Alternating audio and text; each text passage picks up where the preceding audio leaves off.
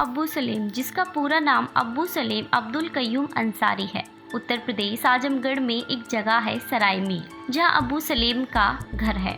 सराय मीर में लोग अब्बू सलीम को रोल मॉडल मानते हैं और उन्हें अब्बू सलीम को लेकर कोई गिल्ट नहीं है, बल्कि वो लोग प्राउड फील करते हैं। अब्बू सलीम के पिता एक वकील थे और एक दिन कार एक्सीडेंट में उनकी मौत हो गई। उनके पिता की मौत के बाद घर चलाने की जिम्मेदारी अब्बू सलीम पर थी, तो उसने सराय मीर में ही एक मैकेनिक की दुकान खोली, जिसमें वह साइकिल के पंचर लगाने से लेकर बाइक वगैरह ठीक किया करता था। लेकिन परिवार की आर्थिक तंगी को देखते हुए 12वीं पास करने के बाद वो दिल्ली चला गया, जहां उसने ड्राइवर की नौकरी की। उसके बाद वो मुंबई पहुंचा और वहां भी उसने टैक्सी ड्राइवर की नौकरी की। इसके अलावा ब्रेड की डिलीवरी और कपड़े की दुकान में भी काम किया। मॉल की जिस दुकान में वो कपड़े बेचा करता था, उसी मॉल में कई सारे टपोरी भाई लोग आया करते थे। ये वो दौर था जब मुंबई में अंडरवर्ल्ड की तूती बोलती थी। उस टाइम पर मुंबई में सोने चांदी से लेकर म्यूजिक एल्बम, कैसेट और वीसीआर इलेक्ट्रॉनिक चीजों की तस्करी की जाती थी। उस समय ये चीजें आतंकवाद से नहीं जुड़ी थी। नए नौजवानों में दाऊद इब्राहिम का क्रेज था।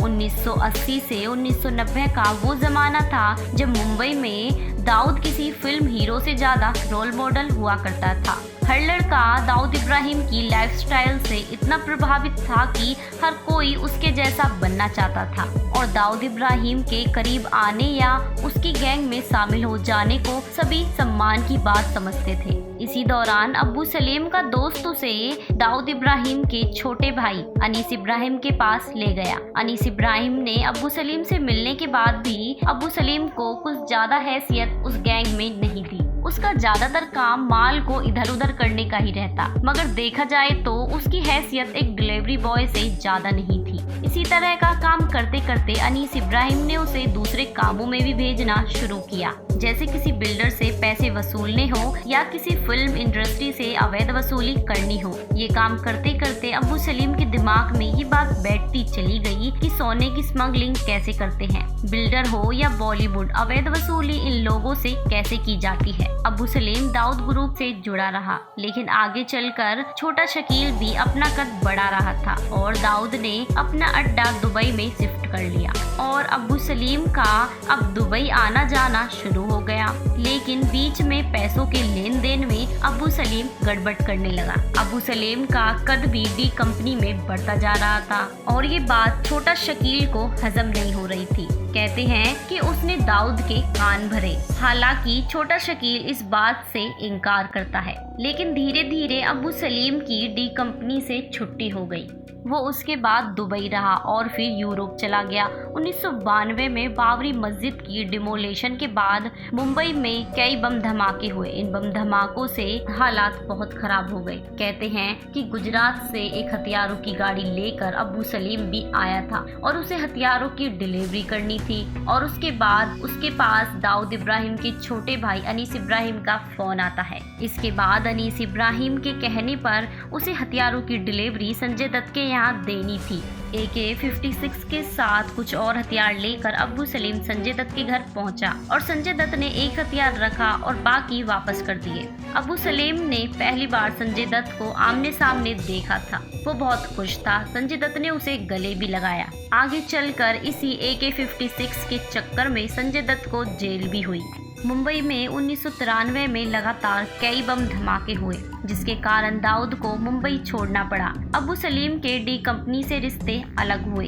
वो यूरोप चला गया और यूरोप से अमेरिका। इसने अमेरिका में अपनी प्रॉपर्टी बनाई। इसके बाद उसने मुंबई में अवैध वसूली का सिलसिला दोबारा शुरू किया। उसने इसके लिए प्रदीप जैन को चुना और प्रदीप जैन को फोन कर धमकाकर पैसों की मांग की। प्रदीप जैन ने पैसे देने के लिए मना कर दिया। उसके बाद उसने प्रदीप जैन को गोली मार दी। प्रदीप जैन की जिस दिन 13वीं थी, उसी दिन उसकी वाइफ के पास फोन कर धमकी दी कि पैसे दो वरना तुम्हारे सभी फैमिली मेंबरों को मार दिया जाएगा। मगर वो कंफ्यूज थे कि पैसे डी कंपनी को दे या फिर अब्बू सलीम को। अब्बू सलीम ने अपना नाम कैप्टन रखा हुआ था और जब भी किसी को फोन करता तो वो अपना नाम कैप्टन बताता। इसके बाद मुंबई में टी सीरीज के मालिक गुलशन कुमार की हत्या का केस हुआ, जिसमें अब्बू सलीम के द्वारा धमकी दी गई थी और पैसों की डिमांड की गई थी, मगर गुलशन कुमार ने पैसे देने के लिए मना कर दिया और इस बात को अब्बू सलीम ने दिल पे ले लिया। कहते हैं कि जब शूटर ने गुलशन कुमार की गोली मारी तो शूटर का फोन चालू था और गुलशन कुमार की चीखें अब्बू सलीम सुन रहा था। अगर आप गुलशन कुमार की कहानी सुनना चाहते हैं तो मैंने उसके ऊपर भी एक पर्सनल वीडियो बनाई है, जिसका लिंक आपको डिस्क्रिप्शन में मिल जाएगा। इससे मुंबई में अब्बू सलीम की दहशत फैल गई।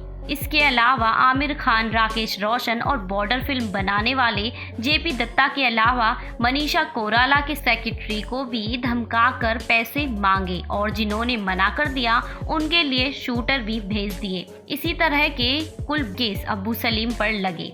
आगे चलकर इसने दुबई में फिल्म स्टार का शो कराना शुरू किया और ऐसे ही एक शो में उसकी मुलाकात मोनिका बेदी से हुई, जिसके बाद अब्बू सलीम को मोनिका बेदी से प्यार हो गया, जिसके बाद उसने मोनिका बेदी को कई फिल्में भी दिलाई। पर आगे चलकर इसने मोनिका बेदी से शादी कर ली, मगर मोनिका बेदी ने शादी से इनकार कर दिया। ये मोनिका बेदी को लेकर पुर्तगाल में शिफ्ट हो गया। 2002 में भारतीय एजेंसी अब्बू सलीम को गिरफ्तार करती है। पुर्तगाल में अब्बू सलीम अरसलान नाम से रहता था, लेकिन इसके बाद 2005 में कुछ शर्तों के साथ अब्बू सलीम को भारत लाया गया। पुर्तगाल से जो समझौता हुआ उस शर्तों के मुताबिक हम ना तो अब्बू सलीम को 25 साल से ज्यादा जेल में रख सकते हैं और ना ही फांसी दे सकते हैं। फिलहाल 1993 के बम धमाकों में और प्रदीप जैन मर्डर केस में इसे उम्र कैद की सजा दोबारा हो चुकी है। देखा जाए तो अब्बू सलीम का तरीका दूसरे डॉनों की अपेक्षा बिल्कुल अलग था, जहां दूसरे डॉन अपना पर्सनल गैंग बनाते हैं और उनके पर्सनल शूटर भी होते हैं। वहीं अब्बू सलीम ने ना तो कभी अपना पर्सनल गैंग बनाया और ना ही कभी अपना पर्सनल शूटर रखा, बल्कि उसे जब भी किसी को धमकी देनी होती या फिर गोली मारनी होती तो वो अपने आजमगढ़ सराय मीर के आसपास के बेरोजगार लड़कों को 5,000 रुपए का लालच देकर बुला लेता और ऐसे लोगों का मुंबई पुलिस के पास भी कोई रिकॉर्ड नहीं होता, इसीलिए इन लड़कों को पकड़ना मुश्किल होता था। मगर फिलहाल अब्बू सलीम मुंबई की तलोजा जेल में बंद है और पुर्तगाल एम्बेसी के लोग आज भी उससे मिलने आते हैं।